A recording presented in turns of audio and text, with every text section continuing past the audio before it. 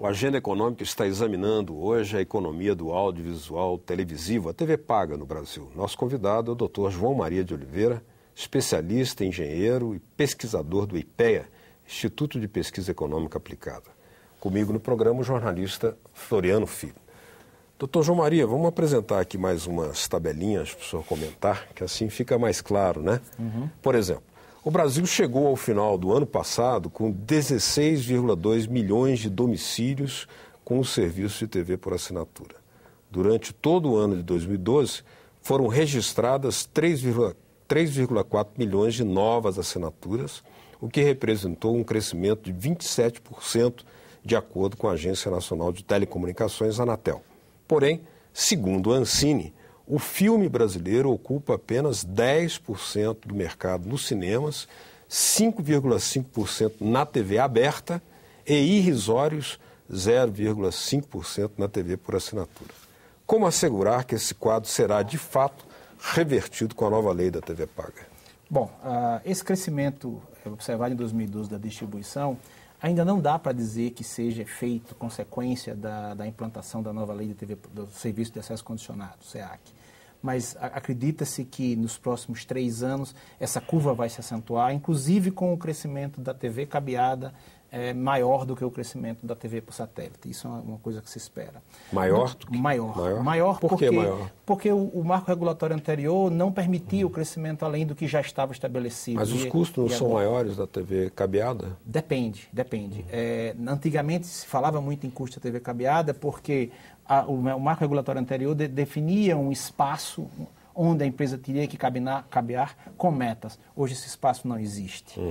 Mas, em contrapartida, diversas outras regiões que no espaço de 13 anos cresceram e justificavam do ponto de vista mercadológico não estavam sendo atendidas. Daí essa expectativa de que o mercado cresça do ponto de vista da distribuição. Em função de tudo aquilo que eu estava falando no bloco anterior, acredito que vamos ter um aumento da participação do conteúdo audiovisual brasileiro na TV por assinatura. Nós vamos ter mais recursos, nós vamos ter a possibilidade de mais produção e, principalmente, vamos ter uma janela maior de veiculação. Naturalmente, se nós passarmos a produzir mais conteúdo de qualidade, como já temos, é notório a nossa qualidade, e que essa coisa passe a ser veiculada mais vezes, acredita-se que a janela de fruição do conteúdo audiovisual nacional vai aumentar além desse espaço. A lei prevê que nos próximos 10 anos essa política de cota vigore. A partir daí a gente pode passar a refazer um outro tipo de revisão. Agora, eu compreendo esse argumento de que se estabelecesse aqui no Brasil uma cota de, vamos dizer, 20%, 30%, não teria capacidade doméstica de se produzir a quantidade de horas necessárias para preencher essa programação. Tudo bem, é um argumento contra o qual, se não há capacidade, é como uma indústria, né? A indústria não tem capacidade de produzir tantas autopeças ou tantos carros por dia. Você não tem como lutar contra esse argumento. Mas, por outro lado, essa cota estabelecida na lei não é muito presa, não é muito pequena, porque se você pensa, se eu não me engano... É cota mínima. Pois é. É cota mínima. Cota mínima, mas normalmente aqui no Brasil, infelizmente, o pessoal demora a avançar em relação àquilo que o mercado pode absorver. Então, até por conta das dificuldades todas que nós temos aqui, de burocracia, de custos, o tal do custo Brasil. Então, se pensar, parece que é uma cota escalonada, né? Começa com 1%. Não, depende. Você tem, por exemplo, a gente tem que pensar as cotas em duas dimensões. Uma dimensão é que a lei ela abre a possibilidade do tipo assim, 1/3 de cada canal de espaço qualificado, que é basicamente conteúdo audiovisual, vai ter que ser brasileiro. E neste 1/3, aí, vai ter que predominar o conteúdo nacional. Então, essa análise ela não pode ser feita assim meio superficial, ela tem que fazer com um pouco mais de detalhes. A lei prevê, em termos de política de cotas e de programação, vários detalhes. Eu vou dar 2 exemplos que eu acho que são um avanço. Era muito comum na TV por assinatura até um ano atrás, uma determinada distribuidora vender um pacote onde naquele pacote só tinha um canal de notícias. A nova lei estabelece que essa distribuidora vai ter, no pacote dela vai ter que ter pelo menos 2, até para criar a perspectiva de pluralidade, por exemplo. Então, existe uma série de questões na nova lei que não fica só restrita à cota de conteúdo nacional, que a lei avançou nesse aspecto. Mas um ponto, por exemplo, importante, já que a gente deveria analisar isso detalhadamente para não correr o risco de dizer que a cota é muito acanhada. Embora eu tenha a tendência de acreditar que seja, até em função daquilo que você falou antes, sobre a diversidade, a riqueza cultural que há no Brasil. Mas a gente faz um paralelo com a Embrafilme. Floriano, me perdoe, eu vou lhe cortar só uma vez. Me parece que esse vai ser o nosso menor dos problemas. Se a gente tiver esse problema de que as cotas são insuficientes, ótimo. Mas eu acho que, eu defendo nesse aspecto, a lei foi muito debatida no Congresso Brasileiro durante 4 anos. Eu tenho a impressão que essa perspectiva de fazer algo possível, ela torna a lei mais realista. Me perdoe fazer um contraponto nessa hora, mas eu creio firmemente de que se a gente faz uma cota muito mais ousada, a gente corre o risco da lei não ser implementável. E aí a gente perde uma oportunidade de estar Fica desacreditar a lei e, principalmente, perder a oportunidade de fomentar um segmento que eu acredito ser bastante importante para a economia do Brasil. Agora, tem um outro aspecto, que são as críticas, né, feitas pelos cineastas acerca, por exemplo, do Vale Cultura aplicado à lei da TV por assinatura, a lei da TV paga. Diante da decisão do governo de permitir que o Vale Cultura seja utilizado também para a TV por assinatura, o conhecido produtor Luiz Carlos Barreto enviou carta à ministra da Cultura, considerando, aspas, um absurdo concentrar 80% a 90% desses cerca de 11 bilhões de reais que irrigariam as diferentes áreas de produção cultural nas operadoras e programadoras de TV paga, cuja programação é atualmente formatada com mais de 90% de conteúdos estrangeiros, seja de entretenimento, seja de informação. Essa dinheirama, palavras dele, seria em grande parte enviada para as matrizes, ou seja, exteriores, das operadoras e produtoras de conteúdos. Como é que o senhor comenta esse fato? Acho que é uma perspectiva interessante a do Barretão. Eu só fico com algum receio. Essa política de Vale Cultura, ela vem bem ao encontro daquele gap que nós estávamos conversando no primeiro bloco, que é o gap que o marco regulatório e o mercado não vão atender. Eu acredito que qualquer possibilidade do nosso consumidor, do nosso cidadão ter a capacidade de fruir esse tipo de conteúdo, ele é benéfico. Pode ser que em algum instante, no início principalmente, você esteja carreando recursos, como diz Barreto, para as produtoras, as programadoras internacionais, mas à medida em que isso vai crescendo, nós vamos ter a possibilidade de que isso seja carreado para as produtoras nacionais. Além do que, tem outra perspectiva. O Vale Cultura não é só para TV por assinatura, é para consumo de cultura de uma forma geral. E aí eu acho que vamos permitir... Mas é isso que ele reclama. Pois é, mas vamos permitir que haja competição. Exclusivo. Não, vamos permitir que haja competição, porque TV por assinatura não é a única possibilidade de cultura. Cinema não é a única possibilidade de cultura no país. O cara que está em casa, é muito mais fácil ele comprar um pacote de TV por assinatura do que... Vai sobrar o quê? R$10 para ir ao cinema? Mas ele não fala, por exemplo, que o TV... É inviável. O Vale Cultura estava permitido para o cinema. E isso também ocorre no cinema. Não, é permitido. O cinema é muita mão de obra. Né? Na realidade, e aí, voltando ao estudo que eu fiz, o mercado de cinematográfico no país, ele é 14 vezes menor do que toda a cadeia de produção de TV por assinatura no Brasil e 15 vezes menor do que a TV aberta no Brasil. Mas quando havia Embrafilme era 40% do mercado. Pois é, mas naquela época nós já tivemos uma capacidade de produção. Naquela época não existia tanto nem TV aberta, nem TV por assinatura. Sim, mas a capacidade do audiovisual produtiva existia. Concordo. Era uma realidade. Mas ela hoje precisa ser retomada no nível que poderia ser. E acho que a lei vem nesse papel. E a possibilidade de consumo eu acho que gera a competição por produtos de qualidade, produtos que possam ser ofertados ao consumidor, ao cidadão nacional com qualidade. E aí vem na última questão, que é a questão da arguição de inconstitucionalidade por parte de algumas leis, por exemplo, da política de cotas.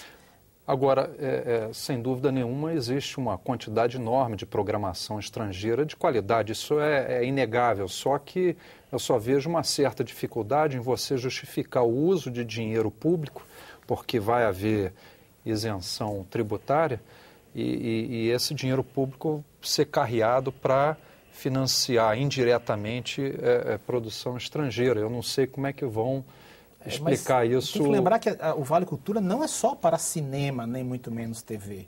Existem outras possibilidades de consumo de cultura, teatro, exposições. Mas como a gente está vendo, é uma competição salutar por esse recurso que eu acho que é fundamental para a cultura brasileira. Agora, que a ponderação... Sim. Não, diga. A ponderação, antes de mudar de assunto, a ponderação do Barretão é a seguinte: se você tem o menor pacote de TV por assinatura, R$ 39, R$ 39,90, né? Uhum. O Vale Cultura é em torno de R$ 50. Então vai sobrar R$ 10. Isso se todo mundo quiser TV por assinatura. Sim, vamos dizer que ela vai ser mais apetitosa, porque ela é mais competitiva, você está em casa. Com o sistema de transporte que nós temos, porque a criminalidade que nós temos... Não, você fica em casa. Eu só passava a entender a posição de Barreto, mas assim, eu quero lembrar o seguinte, a nova lei... Não dá para comprar um show, livro... Claro. A nova lei, um livro dá. A nova lei, ela de alguns livros, sim. Com 10 reais? Não, com 10 não, 5. Com a sobra, desculpa. Com a sobra. Mas há que se entender que a nova lei, ela aumenta em mais de 600 milhões de reais ano o recurso para a produção. A gente está falando de 11, 12 milhões de reais.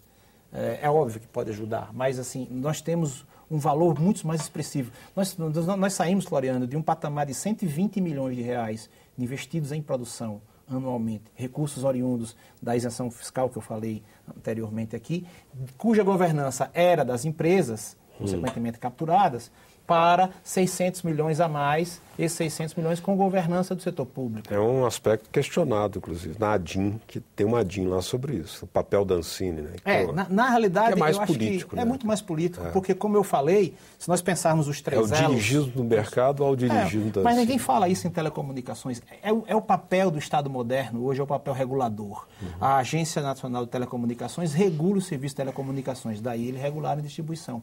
A Agência Nacional de Cinema, a Ancine, regula a produção e a programação de conteúdo audiovisual no Brasil. É natural isso daí, e isso se coloca como um posicionamento do Estado moderno, não aquele Estado que executava ele mesmo, mas não podia ser também o Estado que simplesmente deixa o mercado sozinho. Acho que é o papel do Estado também. Essa nova lei, ela criou também restrições à propriedade cruzada. Uhum. Isso, na prática, de certa maneira, tenta salvaguardar os radiodifusores nacionais, que temem essa entrada maciça, sobretudo das operadoras de telecomunicação, que têm muito mais recursos, né? Tem muito mais dinheiro. Né?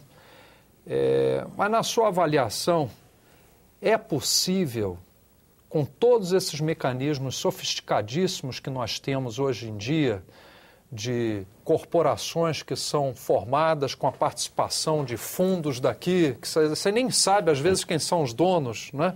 É possível salvaguardar, proteger essa pequena, quando a gente compara mundialmente, né? Quando você compara globalmente, esse pequeno empresariado radiodifusor nacional, desses grandes potentados transnacionais? Eu diria que a lei, ao estabelecer essas limitações na cadeia, ela evita que tenha um poder significativo de mercado que, de alguma forma, atue de forma contrária aos interesses do consumidor.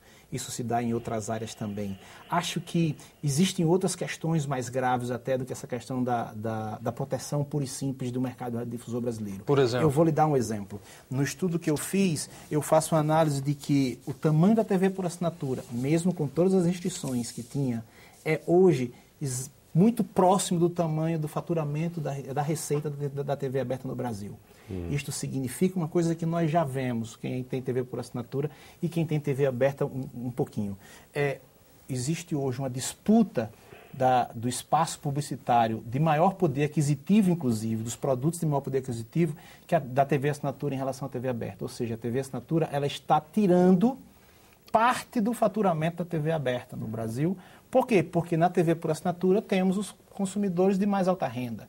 Isso é um problema para a TV aberta, porque faz com que aquelas que são mais ágeis começam a se redirecionar para o mercado consumidor das classes C e D, e, consequentemente, para captar também recursos de publicidade voltados para essas áreas. Mas isso se reflete na programação. Isso se reflete na programação. Agora, a maioria dos assinantes de TV por assinatura compram esses pacotes para ver TV aberta no cabo. Ou uma questão de qualidade. Esse é um outro problema. Eu acho que a TV aberta brasileira tem um outro problema sério, além... A publicidade o mercado publicitário estaria garantido, mesmo pela via da TV paga. Em parte não. Porque nesse caso ela não, a não ser no caso das locais, que seriam remuneradas por ter o seu conteúdo carregados naquela TV. Elas não recebem o valor da assinatura. As outras não recebem porque é TV aberta, é TV pública no Brasil. Mas quem compra a TV por assinatura também compra a expectativa de que escaparia de uma overdose de publicidade. E não acontece, que a brasileira é considerada mas isso no mundo inteiro. A TV por assinatura que maior tempo dedicado à publicidade tem no mundo. Mas quando você vai para a TV, por exemplo, por assinatura americana, ela também tem um espaço publicitário alto. Mas não é pequeno, o Brasil supera. Bom, uma coisa, a limitação legal que existe para um é idêntica à outra, principalmente em horário nobre. 25% da hora pode ser usado para TV, para publicidade, por exemplo, tanto numa como na outra. A TV por assinatura ainda não usa isso tudo, mas possivelmente vai agir. Mas acho que tem um problema sério em relação à TV aberta, além dessa questão da disputa do mercado, e a gente tem que perceber que em algum instante a TV aberta brasileira vai atuar também nesse espaço de distribuição, porque a TV aberta brasileira hoje é TV digital. E a maioria das pessoas enxergam a ponta do iceberg da TV digital brasileira. Enxergam somente TV digital como TV de qualidade. E TV digital no mundo hoje, principalmente na Coreia, por exemplo, é uma TV interativa. E a nossa TV aberta digital está anos-luz longe disso. E isso se traduz num novo modelo de negócio que aí sim, talvez seja o espaço da TV aberta brasileira. É um modelo de negócio da venda da publicidade interativa da veiculação de programação não linear. Mas isso ainda está longe aqui. Até porque só agora o Ginga está sendo estimulado, né? Porque ele ficou aí descartado, embora reconhecido na sua qualidade mundialmente. Acredito que a gente vai correr atrás. Agora, tem vários problemas em relação a isso. Temos um tempo perdido aí. Como o nosso tempo está escapando aqui já, eu gostaria de uma última pergunta, saber do senhor sobre TV por assinatura e banda larga. Tem um estudo do IPEA indicando que quando o serviço de TV por assinatura e banda larga estão disponíveis, é a TV por assinatura, curiosamente, quem viabiliza a existência da rede, entrando a banda larga como um serviço complementar. Por que é assim e quando é que poderá não ser assim? Eu acho que é até desejável que seja assim, tanto de um lado, tanto num sentido como no outro. Como eu falei, é distribuição, o elo de distribuição, e isso é uma coisa comum no mundo, por uma questão de efeito de escopo, quem distribui TV, distribui telefone, distribui banda larga e tem ganho exatamente por essa possibilidade do escopo. A mídia, play. Exatamente. A mídia é a mesma. Eu levo fisicamente os três conteúdos juntos. Essa é uma tendência mundial e daí se fala o elo de distribuição. Eu acredito que no Brasil não será diferente. Nós, um pouco atrasados em função do marco regulatório que tínhamos, isso é uma coisa que vai chegar mais cedo ou mais tarde. E se hoje o efeito é muito mais da TV por assinatura em relação à banda larga, olha só que coisa interessante. A banda larga hoje se beneficia da TV por assinatura, que é muito mais restrita no país. E a banda larga, em tese, não é. Na realidade, hoje, esse efeito de ganhos de escopo se dá porque, tanto num como no outro, isoladamente, você tinha baixa competição. Na banda larga brasileira, você tem, principalmente na fixa, você tem baixa competição. A móvel ainda não dá para falar em velocidade em termos de qualidade. Muito bem. Estamos chegando aqui aos finalmente, por hoje, do nosso programa Agenda Econômica. Eu gostaria, primeiramente, de agradecer a você de casa que nos acompanhou.